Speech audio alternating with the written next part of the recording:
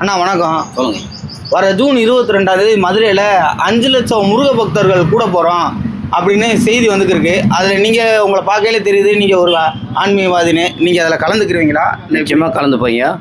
தொடர்ந்து பார்த்தோன்னா ஹிந்துக்களுக்கு, அதாவது இப்போ நீங்கள் முருகர் பக்தர் மட்டும் சொல்கிறீங்க, அம்மனாக இருக்கட்டும், சக்தி மாலை போடுறவங்களாக இருக்கட்டும், ஐயப்ப பக்தர்களாக இருக்கட்டும், இவர்கள் எல்லாம் முருகர் பக்தர். முருகருக்கு பிரச்சனைனா ஒரு முருகர் பக்தர் தான் வரணும், ஐயப்பனுக்கு பிரச்சனை ஐயப்ப பக்தர் வரணுன்ற மாதிரி ஒரு சூழ்நிலைகள் மாறி இது ஒரு ஆன்மீக திருவிழா மாதிரி மாறி போச்சு.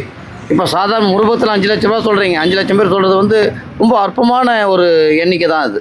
சாதாரணமாகவே காவடி எடுக்கும்போதே முருகர் பக்தர்கள் சாதாரணமாக 5 லட்சம் பேர் வந்துடுவாங்க. அதுவும் இப்போ இருக்கக்கூடிய சூழ்நிலையில் எல்லாருக்கும் ஆன்மீகம் பெருகி போச்சு. முருகர் பக்தர்களாக இருக்கட்டும், அது அம்மன் பக்தர்களாக இருக்கட்டும், இவர் ஆன்மீகம் பெருகி போச்சு. எங்கெல்லாம் ஆன்மீக விழா நடக்குதோ அங்கே எல்லா பக்தர்களும் வர ஆரம்பிக்கிறாங்க. முருகர் பக்தர்கள் ஒரு திருவிழா அப்படின்னா எல்லா முருகர் பக்தரும் கலந்துக்கணுன்ற ஒரு வெறி வந்துடுச்சு. அதனால் இதில் 5 லட்சங்கிறது மிக குறைவான எண்ணிக்கை, அதை விட அதிகமாக வரும் அப்படின்றது வரும். நான் நிச்சயமாக இந்த திருவிழாவில், இந்த விழாவில், மாநாட்டில் அதிக எண்ணிக்கையோடு என் குடும்பத்தோடு கலந்துக்கிறேன்.